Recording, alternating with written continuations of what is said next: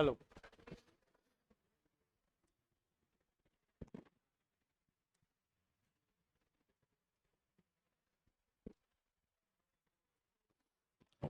So good afternoon students. अरे थोड़ा energy लाओ, ऐसे क्या डल से हो रहे हो। ठीक है, गुड आफ्टरनून स्टूडेंट्स। हाँ, तो स्टूडेंट्स कल अगर आपने क्लास अटेंड करी है तो यू आर अवेयर कि हम लोगों ने अभी कुछ नया स्टार्ट नहीं किया है ना। कल तो मैं आपको सिर्फ आपके बेसिक्स बता रहा था कि अगर हम लोग स्ट्रेटेजिक कॉस्ट मैनेजमेंट सब्जेक्ट नाम ले रहे हैं तो उसमें कॉस्ट वर्ड का मतलब क्या है ये तो आना ही चाहिए। तो कल मैंने कॉस्ट की डेफिनेशन लिखाई कि it refers to the amount. Cost हमेशा मनी में मेजर होता है, तो it refers to the amount which is incurred. Incurred मतलब यूज्ड, कि हमने उसको यूज किया है। और कहां यूज किया है? पर्सनल लाइफ में, बिजनेस के अंदर। तो अगर कोई भी पैसा आपने खर्च किया है बिजनेस करने के लिए तो वो आपके लिए क्या बन जाएगी? कॉस्ट बन जाएगी। अच्छा, बिजनेस तीन तरह के होते हैं, ये मैंने बताया था। प्लीज प्लीज प्लीज, अरे थोड़ा सा अटेंटिव हो जाओ। हाँ, बिजनेस कितने तरह के होते हैं? तीन। एक होता है मैन्युफैक्चरिंग बिजनेस, दूसरा सर्विस बिजनेस और तीसरा ट्रेडिंग बिजनेस। अगर मैं कोई टेंजिबल आउटपुट बना रहा हूं तो वो मेरे लिए मैन्युफैक्चरिंग बिजनेस है। पर अगर मैं इनटेंजिबल आउटपुट बना रहा हूं तो मेरे लिए वो सर्विस बिजनेस है। और अगर जैसा खरीद रहे हैं वैसा का वैसा बेच दे रहे हैं तो उसको बोलेंगे ट्रेडिंग बिजनेस। तो कल मैंने आपको बहुत सारे एग्जाम्पल दे दे के समझाया था कि कॉस्ट में किसे लेना है और किसे नहीं लेना है। तो जैसे मैं बोलूं मशीन खरीदी तो क्या वो कॉस्ट में आएगी? मशीन खरीदी क्या वो कॉस्ट में आएगी? बिल्डिंग खरीदा क्या वो कॉस्ट में लेना है? लैंड खरीदा क्या वो कॉस्ट में लेना है? नहीं। पर इन पे जो डेप्रिसिएशन लगेगा, हालांकि लैंड पे तो डेप्रिसिएशन भी नहीं लगता, पर बिल्डिंग हो गया, प्लांट हो गया, मशीन हो गया, इन पे डेप्रिसिएशन लग जाता है। तो जो डेप्रिसिएशन लगेगा वो हमें कॉस्ट में इंक्लूड करना है। इसके अलावा मैंने बोला वो बोलेंगे बहुत सारा मटेरियल खरीद लिया। तो मटेरियल खरीद लिया तो कॉस्ट नहीं है, पर जब उसको कंज्यूम कर लेंगे तो वो मेरी कॉस्ट बन जाएगी। अच्छा, सैलरी देनी थी अभी दिया नहीं है तो क्या वो कॉस्ट में आएगा? आउटस्टैंडिंग है तो कॉस्ट में आएगा। बट मैंने बोला एडवांस सैलरी दे दी मैंने तो वो मत इंक्लूड कर लेना। ठीक है ना। चलो आज आगे और थोड़ा सीखते हैं। मुझे बताइए, कल तो हम ये सीख रहे थे कि ठीक है जो पैसा खर्च करेंगे वो हमारी कॉस्ट होती है। पर क्या ऐसा हो सकता है क्या कि बिजनेस करते करते कुछ लॉसेस भी हो जाते हैं, नुकसान भी तो हो जाते हैं कभी कभी। तो क्या वो नुकसान भी कॉस्ट में इंक्लूड होता है क्या? क्या वो लॉस भी कॉस्ट के अंदर इंक्लूड होता है क्या? हाँ, होता है। डिपेंड मतलब कैसे? नॉर्मल है या एबनॉर्मल है, बिल्कुल सही याद आ रहा है आपको। जैसे मान लीजिए कि ये मेरी एक मशीन है और उस मशीन के अंदर हम वही इनपुट डालते हैं और उससे हमारा आउटपुट बन के बाहर आ जाता है। अच्छा, इनपुट 2000 किलो डालते हैं। इनपुट कितना डालते हैं? 2000 किलो। और 1 किलो 5 रुपए का है, तो टोटल मिला के 10,000 रुपए का मैंने मटेरियल इस मशीन में डाल दिया। कुछ प्रॉब्लम होने की वजह से इस मशीन में सारा मटेरियल खराब हो गया, ये सारा मटेरियल वेस्ट हो गया। अच्छा, कस्टमर तो इंतजार कर रहा है कि मुझे जल्दी से गुड्स बना के दो, मैं इसको लेके जाऊंगा। तो मैंने तो जो मटेरियल डाला वो सारा खराब हो गया, कस्टमर वेट कर रहा है, क्या करें? और मटेरियल डाल दिया और मैंने 10,000 रुपए का मटेरियल और इनपुट में डाल दिया। ठीक है, तो बताओ मैंने कितना स्पेंड किया? 20,000। इनकर तो मैंने 20,000 ही कर दिया। तो अब इस गुड से, इस इनपुट से मेरा मशीन अच्छे से चल गई और मेरे गुड्स बन गए और वो गुड्स रेडी हो गए और अब मैं वो हैंड ओवर करने के लिए रेडी हूं।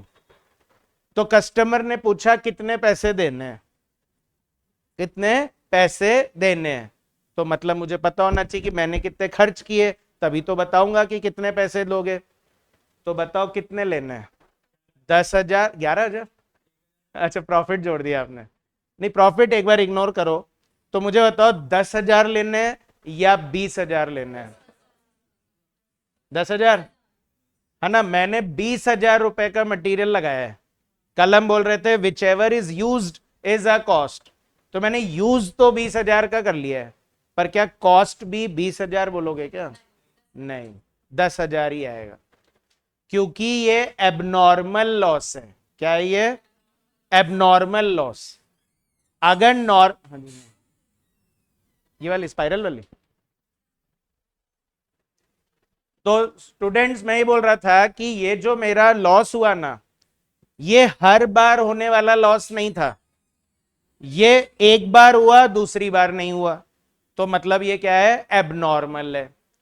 और जो एबनॉर्मल लॉस होता है ना, वो कॉस्ट में इंक्लूड नहीं होता है। मैं ये नहीं बोल रहा हूं कि खर्च नहीं किया, खर्च तो किया है हमने, पर उसको कस्टमर से जो गुड्स की प्राइस लेंगे उस कॉस्ट में इंक्लूड नहीं करते हैं। तो मैं यहां पे कॉस्ट कितनी मानूंगा? 10,000। और मेरा लॉस मानूंगा कितना? 10,000। और याद हो तो इसको आप लोग costing P and L account में डालते थे।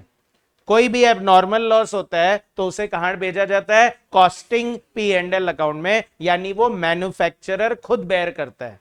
जो वो कमाएगा उस कमाई में से वो इस लॉस को क्या करेगा? माइनस करेगा। क्लियर है क्या? पर मान लीजिए ऐसा होता कि मुझे तो ना पहले से ही पता था कि मटेरियल का नेचर ही खराब है, और इसलिए मैंने ना पहले ही 4,000 किलो मटेरियल डाल दिया था। 4,000 किलो के हिसाब से मेरी कॉस्ट हो गई कितनी? 20,000। और मेरा इसमें से 2,000 किलो वेस्ट हो गया, है ना। इनपुट डाला मैंने 4,000, 2,000 किलो इसमें से खराब हो गया, और बाकी के 2,000 से मेरा आउटपुट बन के बाहर आ गया। तो अब बताओ कॉस्ट कितनी लोगे? अब 20 लेना है, क्योंकि अब ये बन गया नॉर्मल। मतलब आपको पहले से ही पता था कि अगर इतना डालेंगे तो आधा खराब हो जाएगा और आधे से ही बनेगा। तो फिर आपको ध्यान हो तो पढ़ाते थे कि normal loss is borne by customer, it is borne by good units. तो जो बना है वही उसको बेयर करेंगे। तो इस वजह से अब हमारी कॉस्ट कितनी मानी जाएगी? 20,000 मानी जाएगी, और लॉस कितना हो जाएगा मेरा? 0 हो जाएगा। मेरा कोई लॉस नहीं हुआ, क्योंकि उसका बर्डन कस्टमर पे डाल दिया मैंने। आ रहा है क्या समझ में? तो यानी हम बोलेंगे, रूल ये याद रखना है कि नॉर्मल लॉस है तो वो कॉस्ट में इंक्लूड करते हैं, पर अगर एबनॉर्मल लॉस है तो उसको कॉस्ट में इंक्लूड नहीं करते। लिखिए, ठीक है। लास्ट एग्जांपल लिखिए। कल 3 एग्जांपल लिखवा दिए थे। अगर किसी की फर्स्ट क्लास है आज, तो अराउंड आप 6-7 लाइंस छोड़ दीजिए, है ना। 6-7 लाइंस ही है, कितने? मतलब 8 लाइन छोड़ दो सेफली। और फिर उसके बाद एग्जाम्पल नंबर 4 लिखिए। एग्जाम्पल नंबर 4 लिखिए। Normal loss, normal loss is, normal loss is included, normal loss is included in total cost, normal loss is included in total cost, comma but, comma but abnormal loss, but abnormal loss is not included, but abnormal loss is not included in the cost, but abnormal loss is not included in the cost, comma rather,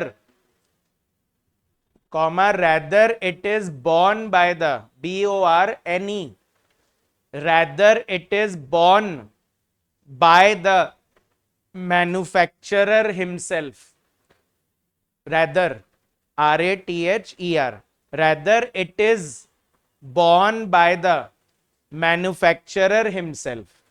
तो अगर abnormal loss को cost में नहीं लेंगे तो फिर कहां लेंगे? तो हम बोल रहे हैं मैन्युफैक्चरर खुद बेयर करेगा, अपने प्रॉफिट में से एडजस्ट करेगा।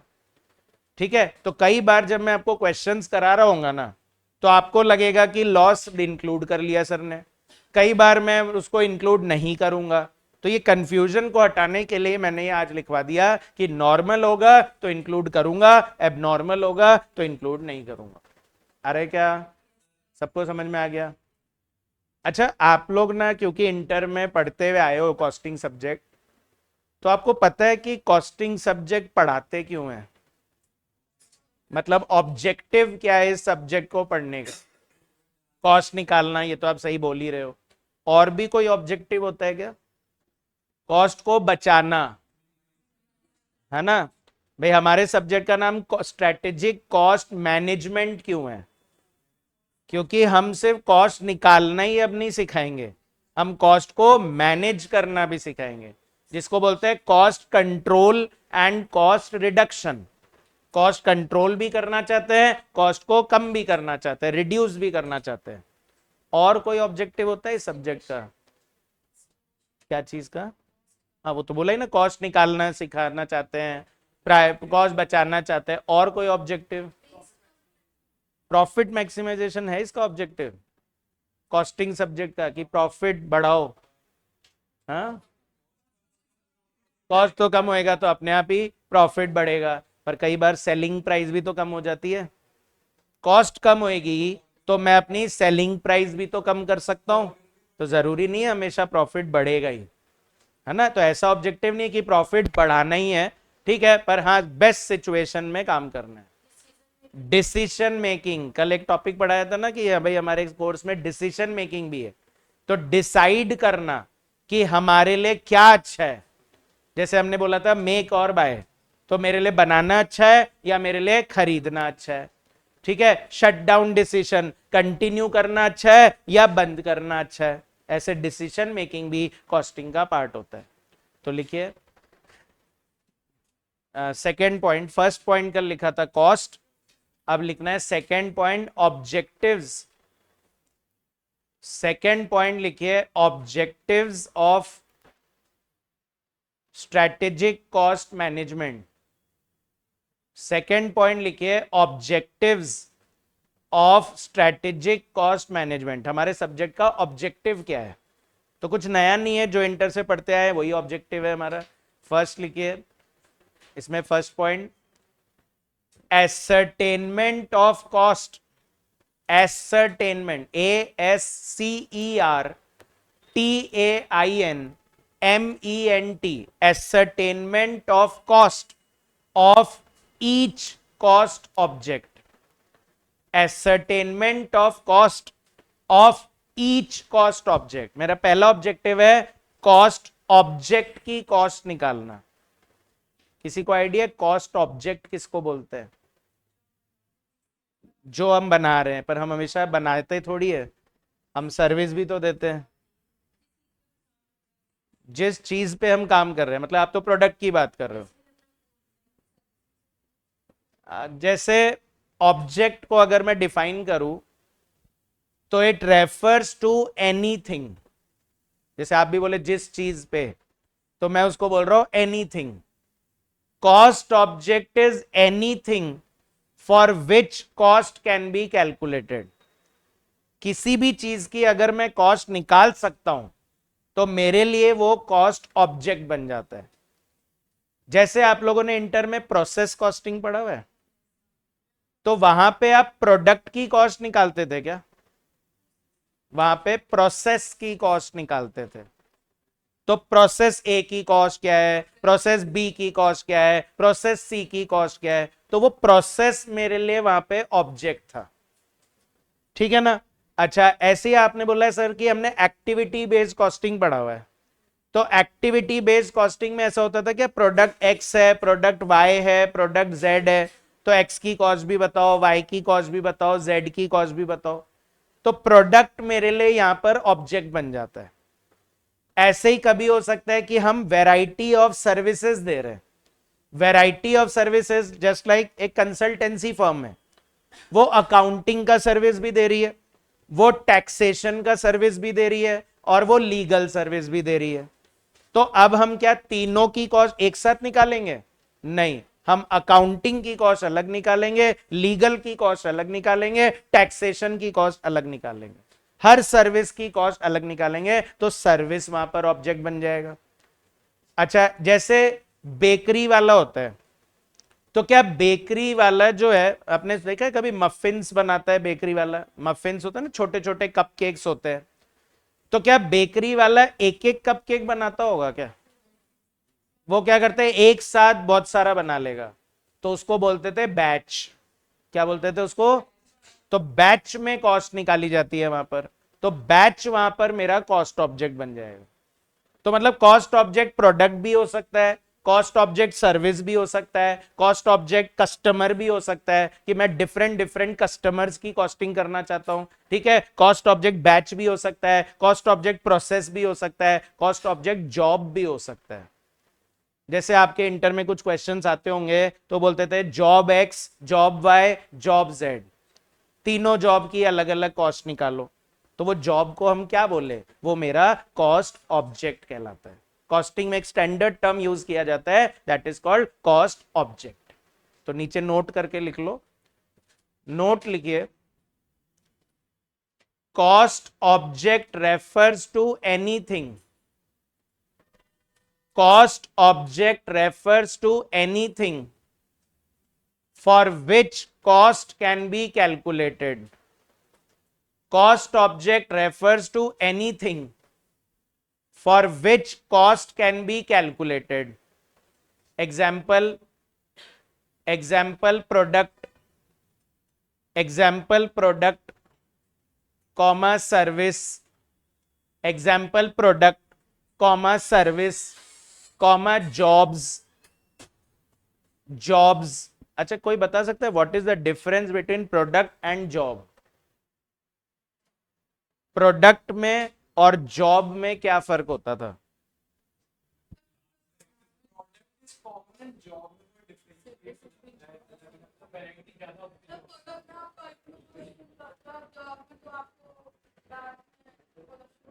नहीं, वो थोड़ा ठीक चल रहा था। जैसे अगर चीजें कस्टमाइज करके बनवाते हैं, कस्टमर की रिक्वायरमेंट के हिसाब से बनाते हैं, तो उसको बोलते हैं जॉब। और अगर अपनी मर्जी से ही बना लिया और बस बेच दिया, तो उसको बोलते हैं प्रोडक्ट। फॉर एग्जाम्पल, जैसे बाटा कंपनी है, तो बाटा कंपनी क्या बेचती है? फुटवेयर्स, है ना, शूज और स्लीपर्स वगैरह सब बेचती है। तो क्या वो आपसे पूछती है कि कैसा बनाना है? वो तो बना देती है और उसको शोरूम पे रख देती है, पसंद आए तो लो, वरना कोई बात नहीं। तो वो उसका प्रोडक्ट है। पर यही अगर मैं कॉबलर के पास जाऊं, ठीक है ना, कॉबलर समझते हो ना, मोची के पास जाऊं, मोची ब्रांड नहीं, मोची के पास ही जाना है।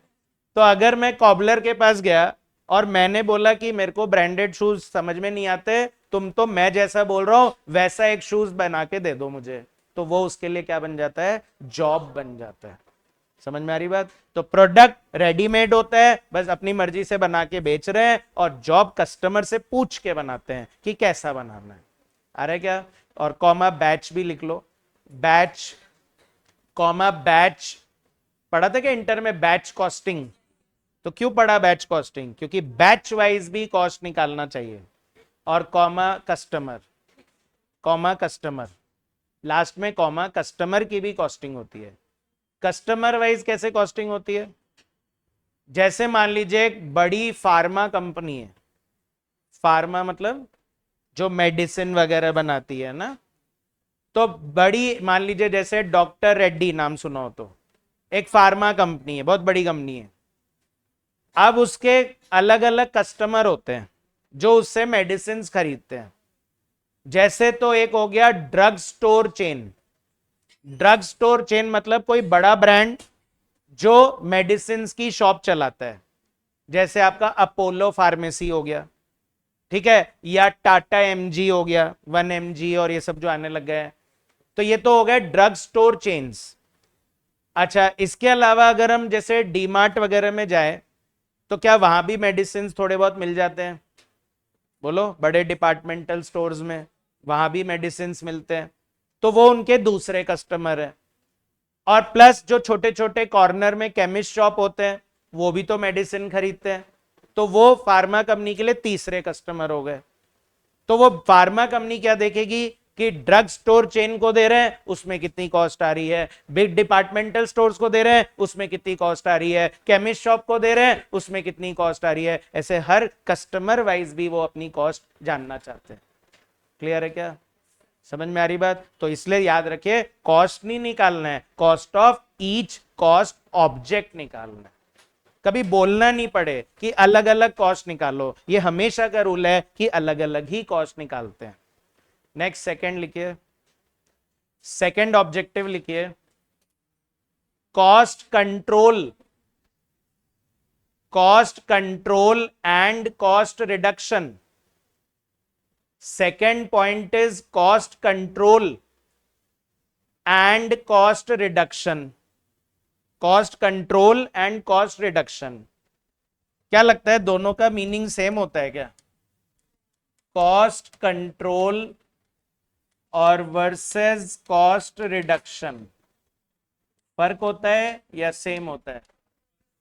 फर्क है। क्या फर्क है? एक एक एक करके, एक एक करके। हाँ,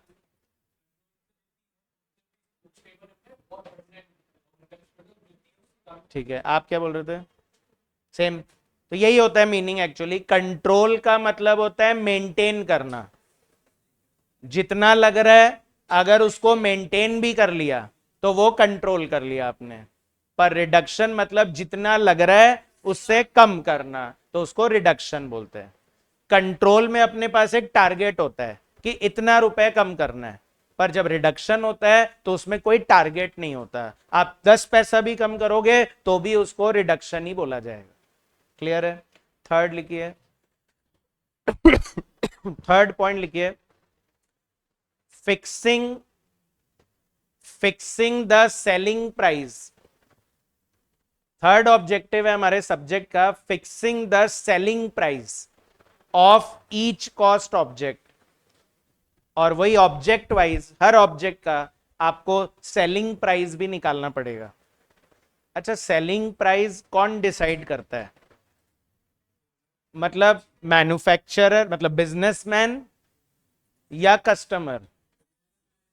जैसे मुझे थोड़ा ध्यान आ रहा है इकोनॉमिक्स कि अगर हम बात करते हैं मार्केट फोर्सेस की, है ना, डिमांड एंड सप्लाई, तो अगर किसी की प्राइस डिसाइड करनी है तो वो डिमांड एंड सप्लाई बताती है। पर आप बोल रहे हो कि बिजनेसमैन बताता है, ये तो कॉन्ट्राडिक्शन हो गया ना।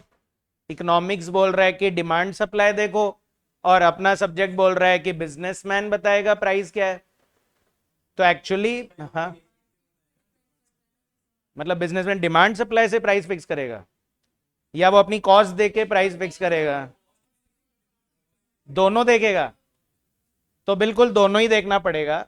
एक्चुअली डिपेंड करता है कि किस मार्केट में हो। जैसे अगर आप मोनोपोली मार्केट में हो, किस में हो? मोनोपोली, अकेला हूं, है ना, कोई और है ही नहीं, तो मुझे क्या देखना डिमांड? मैं तो देखूंगा अपनी कॉस्ट, और मेरी जो कॉस्ट है उसमें प्रॉफिट ऐड करूंगा और मैं उसको बेच दूंगा।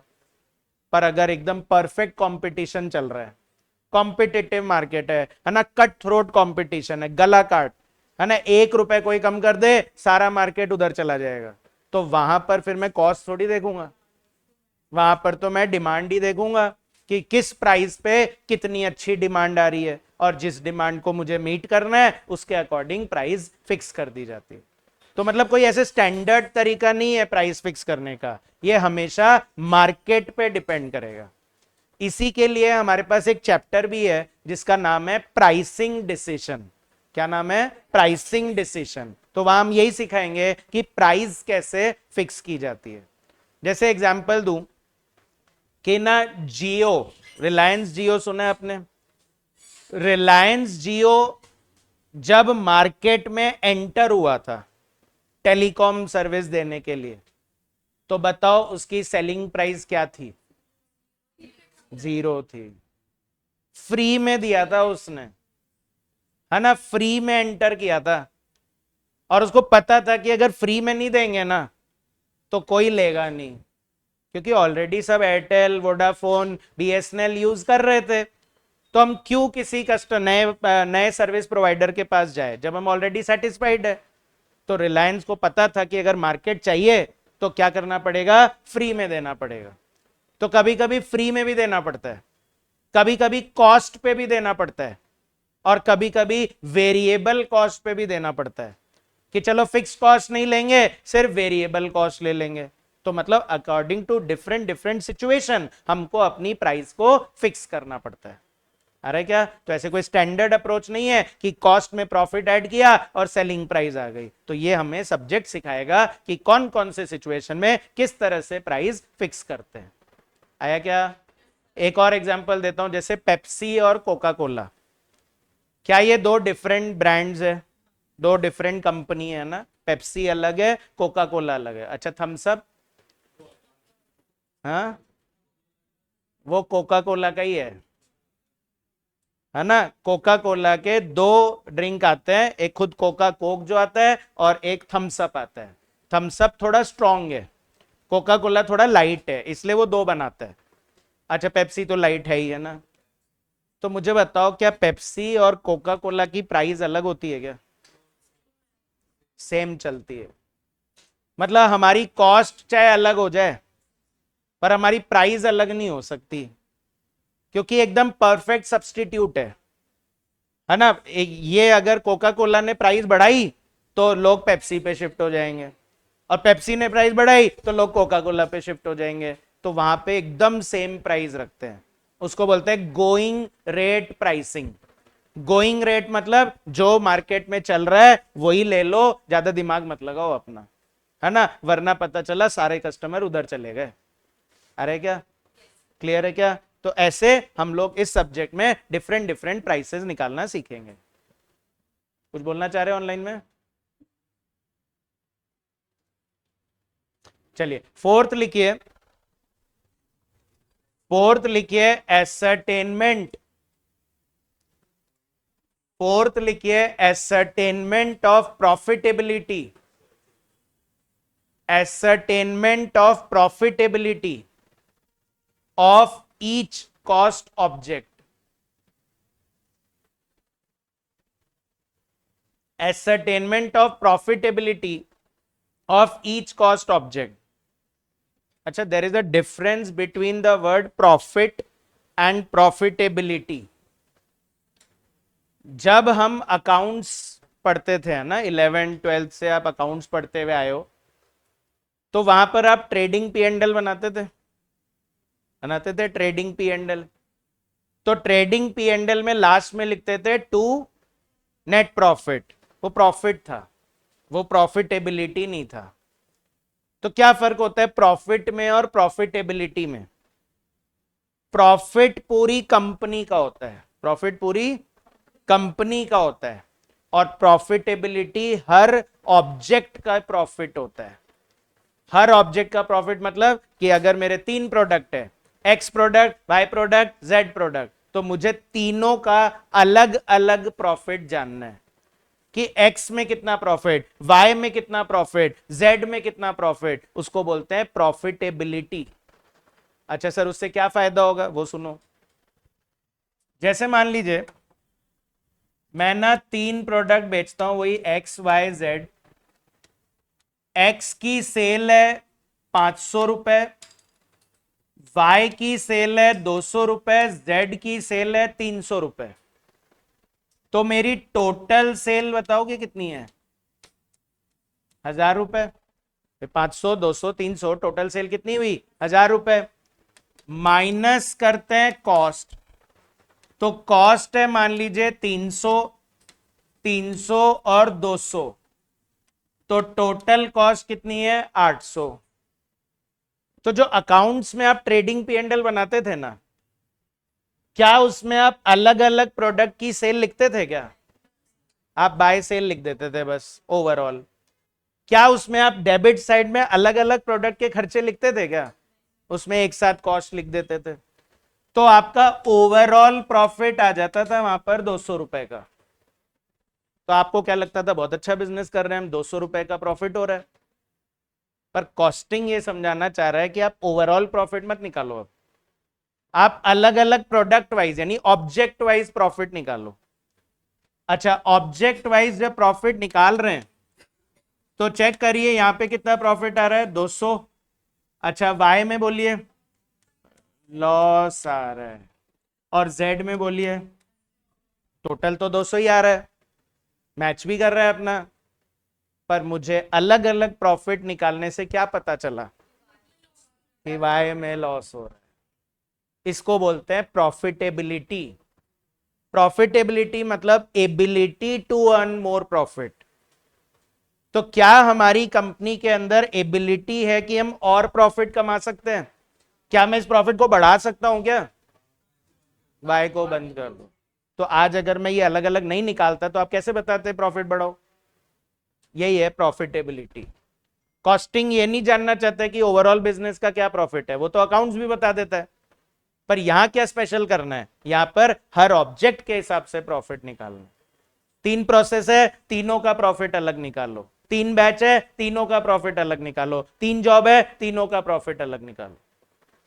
करते थे एक्टिविटी बेस्ड कॉस्टिंग के, अगेन क्वेश्चन का रेफरेंस दूं तो वहां पर अलग अलग प्रोडक्ट का प्रॉफिट निकालने बोला जाता था। तो उसमें ये नहीं लिखते थे कैलकुलेट प्रॉफिट, उसमें लिखते थे कैलकुलेट प्रॉफिटेबिलिटी। ठीक है ना? तो जब हर ऑब्जेक्ट का प्रॉफिट निकालने लग जाते हैं तो that is called as profitability. तो मैं अगर y को बंद कर दूं तो मेरा प्रॉफिट कितना हो जाएगा, 300 हो जाएगा। वैसे खैर ये सब्जेक्ट ये नहीं बोलता है कि जल्दी से बंद कर दो, थोड़ा सा मैनेजमेंट भी तो करो। तो आप ये भी तो बोल सकते थे कि y की कॉस्ट को कम कर दो। तो अगर y की कॉस्ट को कम कर देता, ठीक है ना, मान लीजिए ज्यादा भी नहीं, तो अगर 190 रुपीज कर दूं, तो 190 कर दूं तो ये भी तो प्रॉफिट बढ़ा देगा। तो ऐसे हमेशा बंद करना ही आंसर नहीं होता है। ठीक है ना, हम वहां पर बोलेंगे कॉस्ट को बचाने की कोशिश करो जिससे आपका प्रॉफिट बढ़ जाए। ऐसा हम लोग करेंगे टारगेट कॉस्टिंग नाम के चैप्टर में। कल नाम लिखवाए थे ना, तो उसमें एक टॉपिक था टारगेट कॉस्टिंग। वो यही करता है कि अगर आपको लग रहा है कि किसी चीज में लॉस हो रहा है तो उसकी कॉस्ट को मैनेज करने की कोशिश करो जिससे आपका प्रॉफिट बढ़ जाए। आया क्या? और लास्ट लिखिए, last objective managerial. Last objective is students managerial decision making. और फिर आपको डिसीजन मेकिंग तो करना ही है, मेक और बाय करना है, की फैक्टर का डिसीजन लेना है, स्पेशल ऑर्डर डिसीजन लेना है, शट डाउन डिसीजन लेना है, ये तो सब करना ही है। तो ये 5 रीजन है जिसकी वजह से बार बार आपको ये सब्जेक्ट पढ़ाया जा रहा है। ठीक है ना, इंटर में भी पढ़ा और फाइनल में भी आगे वापस पढ़ाया जा रहा है। ठीक है, चलिए अब वापस हेडिंग डालिए न्यू। थर्ड पॉइंट लिखिए classification, classification of cost. Third point लिखिए students classification of cost on the basis of, classification of cost on the basis of volume. Classification of cost on the basis of volume. क्या है ये heading, मैं समझाता हूं। जैसे मान लीजिए कि इस मशीन के अंदर मैं 10,000 यूनिट बना रहा हूं, तो मेरी कॉस्ट लग रही है 50,000। 10,000 बनाने के लिए मेरी कॉस्ट जो स्पेंड हो रही है वो कितनी है, 50,000। अच्छा, कॉस्ट क्या है? It is the amount which is incurred in a business. जो स्पेंड किया है वही है, जो एक्स्ट्रा दे दिया वो सब इसमें नहीं है। ठीक है, तो बताओ अब मैं इस साल सोच रहा हूं कि मैं 15,000 बनाऊंगा, तो बता सकते हो कॉस्ट कितनी लगेगी? 10,000 बनाने में कॉस्ट 50,000 लगती है, तो 15,000 अब बनाने का सोच रहे हैं, तो उसमें कितनी कॉस्ट लगेगी?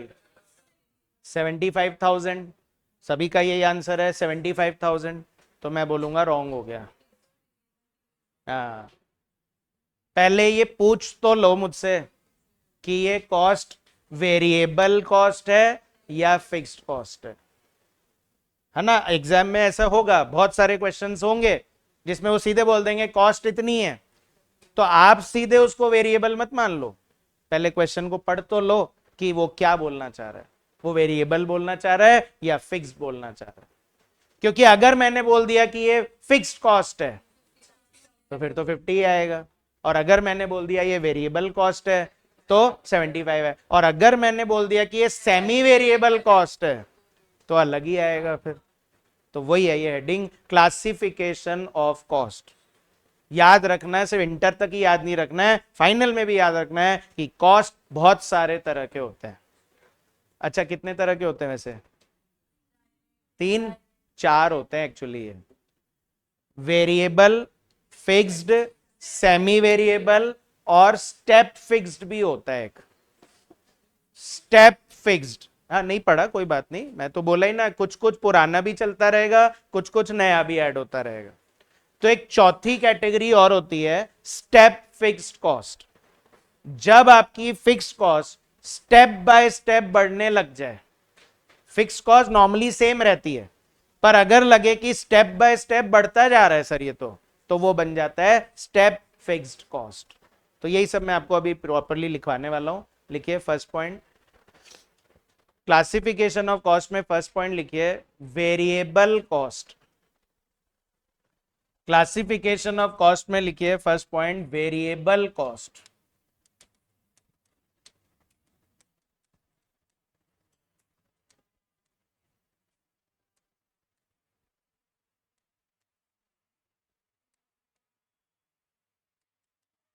बताओ क्या ये वेरिएबल कॉस्ट है?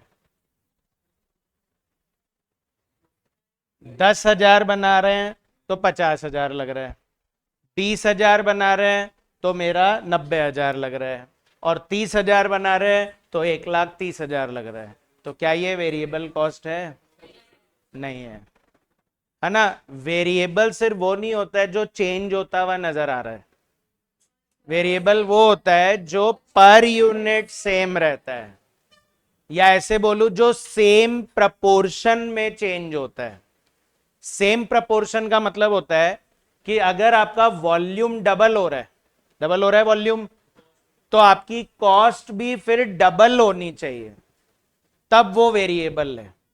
अगर वॉल्यूम आपका 3 गुना हो रहा है, 3 टाइम्स बढ़ रहा है, तो फिर आपकी कॉस्ट भी 3 टाइम्स होनी चाहिए, तब बोलेंगे सेम प्रपोर्शन में चेंज हो रहा है, और उसी को वेरिएबल कॉस्ट बोलते हैं। ठीक है, तो लिखते हैं डैश लगा के, it refers to those cost, it refers to those cost which changes, it refers to those cost which changes in same proportion, it refers to those cost which changes in same proportion to the change in volume, it refers to those cost which changes in same proportion to the change in volume. Volume जिस proportion में बढ़ेगा cost भी उसी proportion में बढ़ेगी, तो वो variable है। Full stop. The basic feature is that the basic feature is that the per unit cost remain same. The basic feature is that the per unit cost remains same. आपकी per unit cost same आएगी। ठीक है, तो जैसे यहां हम निकाले, अगर मैं यहां कैलकुलेट करूं कॉस्ट पर यूनिट, तो कॉस्ट पर यूनिट मेरा आ रहा है 50,000 डिवाइड बाय 10,000 ₹5, 90,000 डिवाइड बाय 20,000 4.5, और 130 डिवाइड बाय 30 4.33 आ रहा है। तो ये सेम नहीं आ रहा था, इसलिए वेरिएबल नहीं था। पर अगर यहां मैं ऐसे लिख देता कि 20,000 बना रहे हैं तो 1,00,000 लग रहा है, और 30,000 बना रहे हैं तो 1,50,000 लग रहा है, तो क्या अब मेरा per unit in all cases 5 रुपए ही आ रहा है ना, तो ये वेरिएबल कॉस्ट है। ठीक है, ये एग्जाम्पल कॉपी कर लीजिए, ये एग्जाम्पल कॉपी कर लो।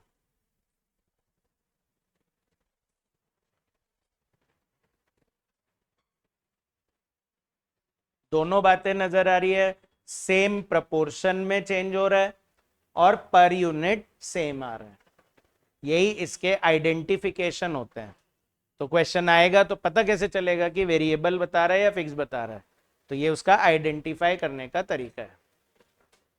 क्लियर? तो अब बताओ बिजनेस में ऐसे कौन से खर्चे होते होंगे जो इस तरह से वैरी करते हैं? रॉ मटेरियल, हाँ, लेबर की वेजेस और डायरेक्ट एक्सपेंसेस, और नहीं वेरी ओवरहेड तो अभी बात नहीं करेंगे, नॉर्मली नाम लो बस कि ये बिजनेस का खर्चा है। तो जैसे रेंट बोलूं तो वेरिएबल होगा क्या?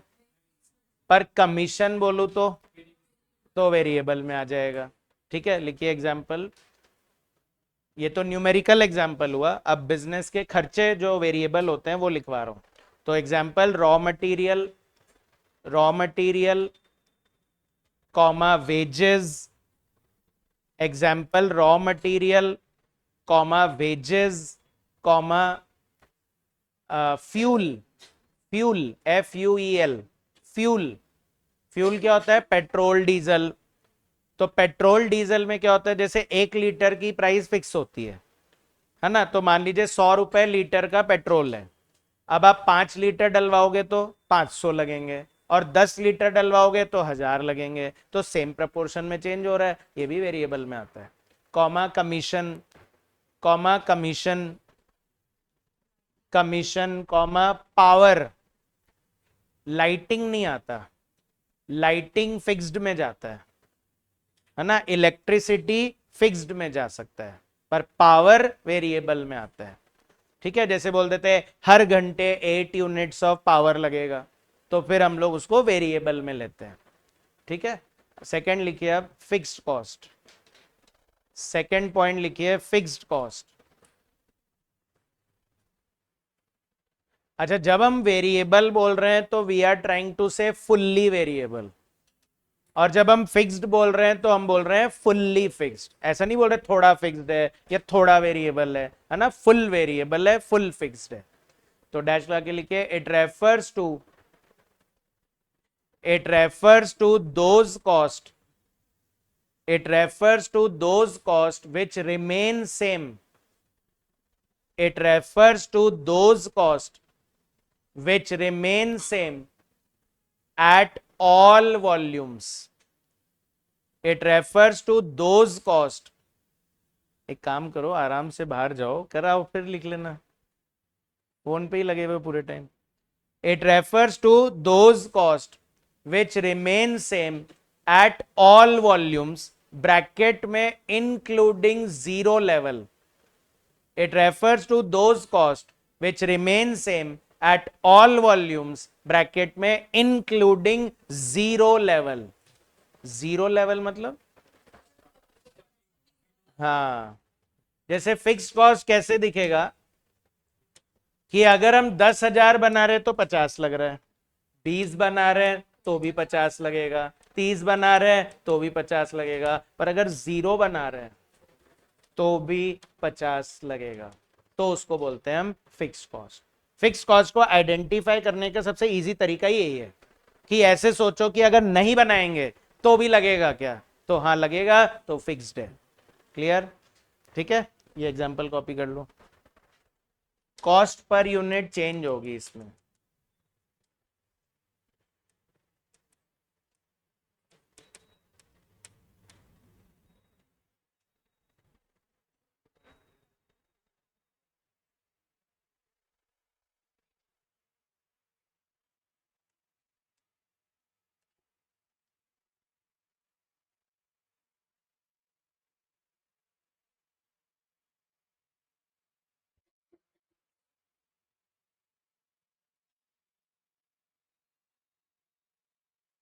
ठीक है, अब बताओ बिजनेस में ऐसी कौन सी कॉस्ट होती है जो ऐसे वॉल्यूम चाहे कितना ही बढ़ा लो कुछ नहीं फर्क पड़ेगा, सैलरी, रेंट, डेप्रिसिएशन और इंश्योरेंस, लाइटिंग इंश्योरेंस भी होता है तो वो भी फिक्स्ड में आता है। रिपेयर एंड मेंटेनेंस ये सब फिक्स्ड में आते हैं। लिखिए example, rent, rent comma salary, rent comma salary comma depreciation, rent salary depreciation, bracket में डेप्रिसिएशन में लिखो एसएलएम और डब्ल्यूडीवी, चाहे एसएलएम से लगाओ चाहे डब्ल्यूडीवी से लगाओ, फिक्स्ड में ही आता है। और bracket close comma insurance, insurance, maintenance लिखना, रिपेयर एंड मेंटेनेंस मत लिखना, सिर्फ मेंटेनेंस। मेंटेनेंस, मेंटेनेंस की स्पेलिंग क्या होती है? MAINTENANCE,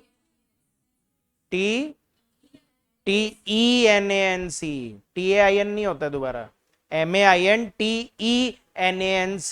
कुछ लोग मिस्टेक कर देते इसलिए डिस्कस किया, तो मेंटेनेंस बोलते हैं, तो MAINTENANCE comma comma internet expenses, internet का जो खर्चा होता है वो भी आपका फिक्स्ड कॉस्ट ही होता है। ठीक है ना, तो ये सब एग्जाम्पल होते हैं बिजनेस में। अच्छा, मैंने क्यों मना किया कि रिपेयर एंड मेंटेनेंस मत बोलो? रिपेयर वेरिएबल होता है और मेंटेनेंस फिक्स्ड होता है, तो जब ये दोनों मिल जाते हैं उसी को बोलते हैं सेमी वेरिएबल। क्या बोलते हैं उसे? Semi variable. जैसे सेल्समैन होता है, तो बताओ उसको सैलरी देते हैं या कमीशन देते हैं? बेटा मेरी बात भी सुन लो। हाँ, सेल्समैन को सैलरी देते हैं या कमीशन देते हैं? दोनों देते हैं ना, सैलरी भी देते हैं कमीशन भी देते हैं। तो जब दोनों देने लग जाएंगे तो उसको क्या बोलेंगे? Semi variable. ठीक है, तो सेमी वेरिएबल वो होता है जिसमें वेरिएबल भी होता है और फिक्स्ड भी होता है। और एक्चुअली इलेक्ट्रिसिटी अगर बोल दे, क्या बोल दे? इलेक्ट्रिसिटी, तो वो सेमी वेरिएबल में आता है। मुझे बताइए, अगर मैं पूरे महीने लाइट यूज नहीं करूं तो क्या बिल आएगा? हाँ, मीटर बंद नहीं करवाया है, बस मैंने लाइट यूज नहीं करी है, तो बिल आएगा क्या? तो मतलब फिक्स तो होता ही है। और फिर जितना लाइट यूज करोगे उसके अकॉर्डिंग बिल बढ़ता जाएगा, तो वेरिएबल भी होता है, तो इसलिए सेमी वेरिएबल बोलते हैं। लिखिए third point, semi variable cost. Third point लिखिए student, semi variable cost. Third point is student semi variable cost. तो लिखिए it refers to those cost, it refers to those cost, it refers to those cost which changes, ये change होता है, it refers to those cost which changes but not in same proportion, it refers to those cost which changes but not in same proportion, but not in same proportion to the volume, it refers to those cost which changes but not in same proportion to the volume, है ना, same proportion में change नहीं होता। जैसे मेरा original example ध्यान है आपको, जब हम 10,000 बना रहे थे तो 50 लग रहे थे, और जब 20 बना रहे थे तो 90 लग रहा था, और 30 पे 130 लग रहा था। तो क्या हो रहा था? ये चेंज तो हो ही रहा था पर सेम प्रपोर्शन में नहीं हो रहा था। ऐसी कॉस्ट ही सेमी वेरिएबल होती है। ठीक है, इसको आइडेंटिफाई करने का यही तरीका है कि चेंज भी हो रहा होगा और सेम प्रपोर्शन में नहीं हो रहा होगा। ठीक है ना, और पर यूनिट तो ऑब्वियसली अलग आएगा ही। पर यूनिट आ रहा था आपका 4.5 एंड 4.33। सेमी वेरिएबल है, पार्टली वेरिएबल है और पार्टली फिक्स्ड भी है। तो बताओ, अगर मैं बोल रहा हूं ये पार्टली वेरिएबल और पार्टली फिक्स्ड है, तो बता सकते हो इसमें कितना फिक्स्ड है? 10,000। भाई हम बोल रहे हैं इस 50,000 के अंदर वेरिएबल भी है और फिक्स्ड भी है, तो बताओ फिर कितना फिक्स्ड है? 90,000 के अंदर वेरिएबल भी है और फिक्स्ड भी है, तो कितना फिक्स्ड है? 10,000 फिक्स्ड है क्या? सबका आता है निकालना ये? कैसे करते हो? हाँ, change in cost upon change in units. तो change in cost upon change in units करा तो 40,000 अपॉन 10,000, तो 4 रुपए आ गया, वो वेरिएबल कहलाता है। 4 रुपए क्या बन जाता है? वेरिएबल। और फिर उसको यूनिट से मल्टीप्लाई करते हैं, तो 4 into 10,000 40,000 variable, 20 into 4 80,000 variable, 30,000 into 4 1,20,000 variable. तो बैलेंस क्या बन जाएगा? Fixed, that is 10,000 10,000 10,000। समझ में आई बात? क्लियर है क्या? जल्दी बोलिए। तो लिखिए स्टेप्स ऑफ सेग्रीगेशन, नीचे लिखिए steps of segregation, steps of segregation of semi variable cost, steps of segregation of semi variable cost. तो कितने स्टेप हुए? 3 स्टेप हुए इसमें। तो लिखिए स्टेप नंबर 1, स्टेप नंबर 1 लिखिए calculate variable cost per unit. Step 1 is students calculate variable cost per unit.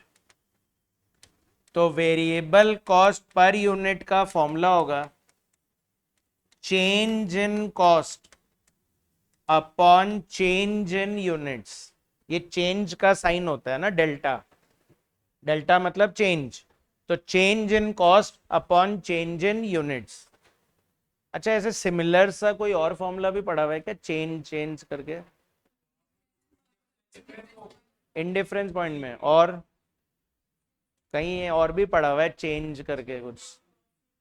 हाँ, change in profit upon change in sales, PV ratio, PV ratio. वहां होता था change in profit upon change in sales, और ये है change in cost upon change in units. Mix मत कर देना, इसलिए याद दिलाया बस खाली। और step two calculate total variable cost. फिर आप वेरिएबल कॉस्ट निकालना अपनी। तो वेरिएबल कॉस्ट कैसे निकल रहा था? यूनिट्स को वेरिएबल कॉस्ट पर यूनिट से मल्टीप्लाई कर देना, यूनिट्स को वेरिएबल कॉस्ट पर यूनिट से मल्टीप्लाई कर देना। जैसे अपना वेरिएबल कॉस्ट आ गया था 4 रुपए, तो 10,000 इंटू 4, 20,000 इंटू 4, 30,000 इंटू 4। और लास्ट स्टेप होता है step 3, calculate total fixed cost. Calculate total fixed cost, that is TFC. हाँ बिल्कुल, क्या फॉर्मूला होगा? Total cost minus total variable cost, TC minus TVC. Total cost में से वेरिएबल कॉस्ट हटाओ, फिक्स्ड आ जाता है। ठीक है, आ गया सबको याद? देखो सब कुछ करा हुआ है, पर क्या होता है थोड़ी भी सी चीज भी भूल जाते हैं ना, तो वो क्वेश्चन करते टाइम दिक्कत करता है। तो इसलिए मैं समराइज करके उनको एक जगह आपको लिखवा रहा हूं बस। ठीक है, चलिए एक एग्जाम्पल लिखिए और मुझे सेग्रीगेट करके बताइए। एग्जाम्पल में पहला कॉलम यूनिट्स, दूसरा कॉलम कॉस्ट। यूनिट्स में लिखिए 5,000, 5,000। कॉस्ट में लिखिए 28,000, 28,000। और फिर यूनिट्स में लिखिए 8,000, 8,000। कॉस्ट में लिखिए 43,000, 43,000। और यूनिट्स में लिखिए 12,000, 12,000। और कॉस्ट में लिखिए 63,000, 63,000। तो बताओ कितना वेरिएबल है? 3,000 फिक्स्ड आ रहा है और 5 रुपए वेरिएबल आ रहा है। 5 रुपए वेरिएबल आ रहा है और 3,000 रुपए फिक्स्ड आ रहा है। यही स्टेप्स लगाओ, आ जाएगा। स्टेप बाय स्टेप करते जाओ, आ जाएगा। Change in cost upon change in units करिए, तो change in cost upon change in units करने से 5 रुपए आ गया क्या? सबका 5 रुपए आ गया क्या? उसको यूनिट से मल्टीप्लाई करो तो वेरिएबल आ जाएगा और बैलेंस आपका 3,000 फिक्स्ड हो जाएगा। आया ये सबका? एक और करो, थोड़ा डिफरेंट है। Sales and cost. सेल है 1 लाख, कॉस्ट है 75,000 और सेल है 1,50,000, कॉस्ट है 1,05,000। इसको करो सेग्रीगेट।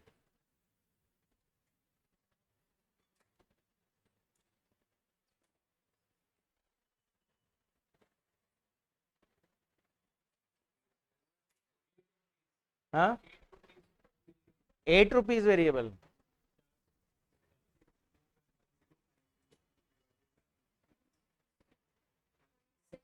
0.6 वेरिएबल, 0.6।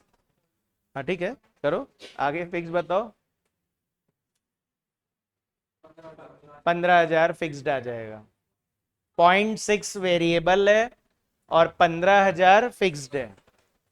अच्छा, 0.6 कैसे निकाला आपने? Change in cost upon change in units किया आपने। तो चेंज इन कॉस्ट था 30,000 और चेंज इन यूनिट्स कितने थे?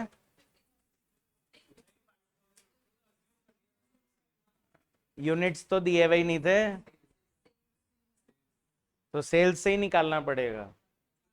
मतलब फॉर्मूला बन जाएगा change in cost upon change in sales बोलते हैं फिर उसको। तो थोड़ा चेंज करना आना चाहिए अपने को, मतलब ऐसे रिजिड नहीं है कि हमेशा चेंज इन यूनिट्स ही होगा, है ना। जो गिवन है उसके अकॉर्डिंग कर देंगे।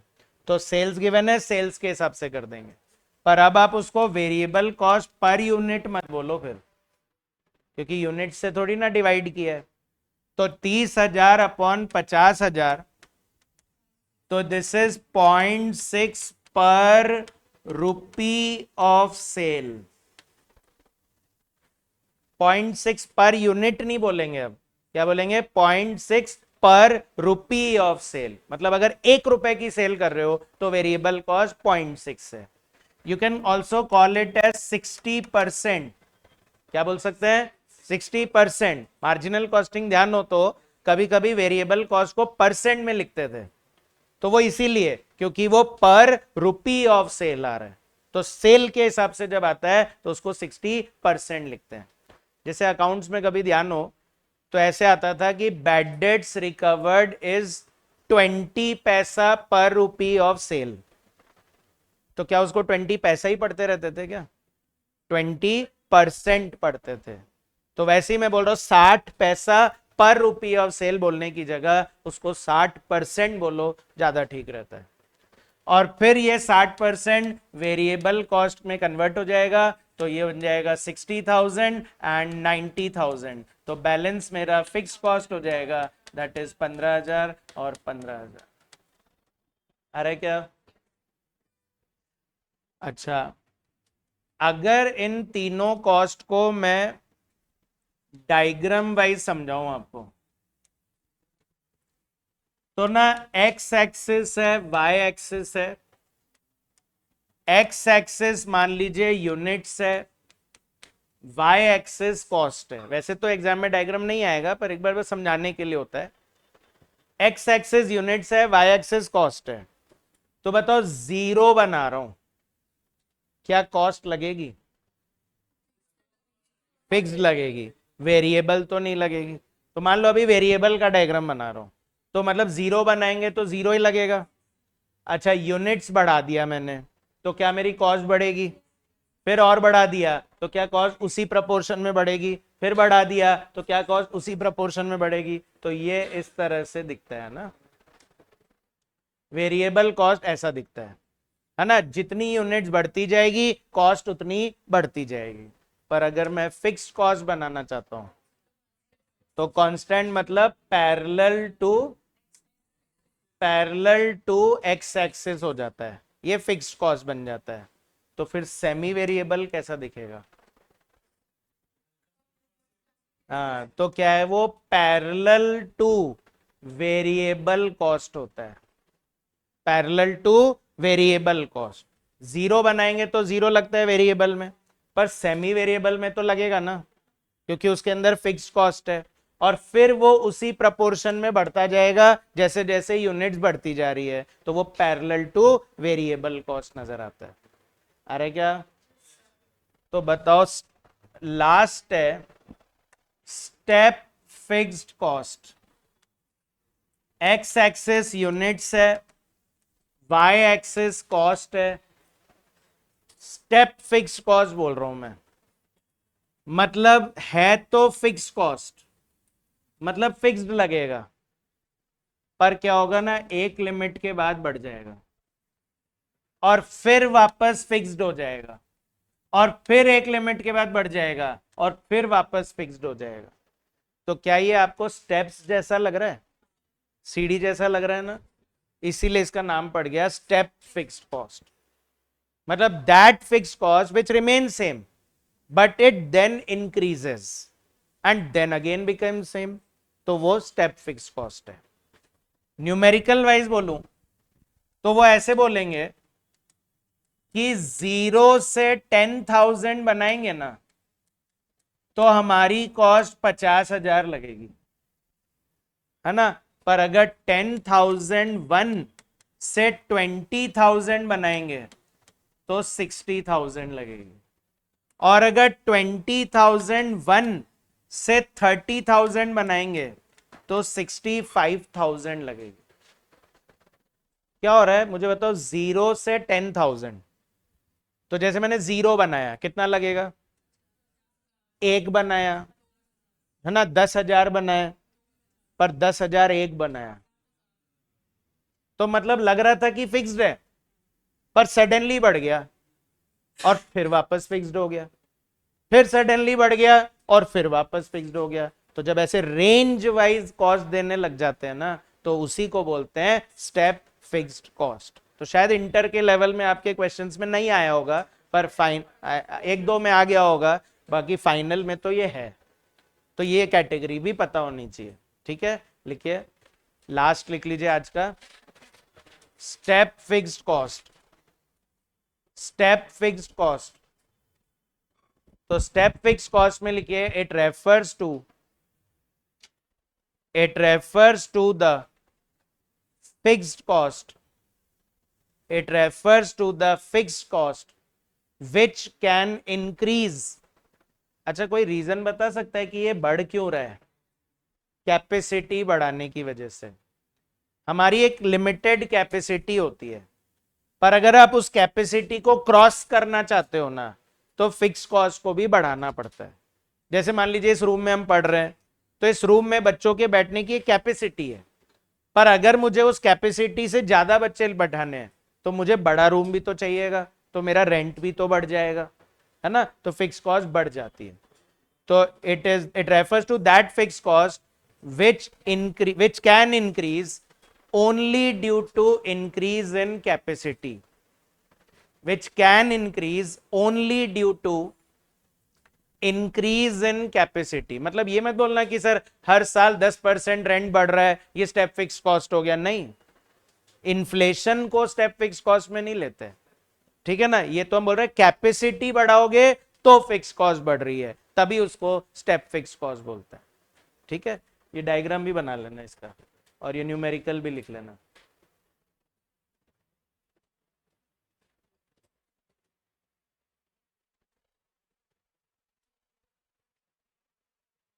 तो आज के लिए इतना ही है, कल इसके आगे लिखते हैं।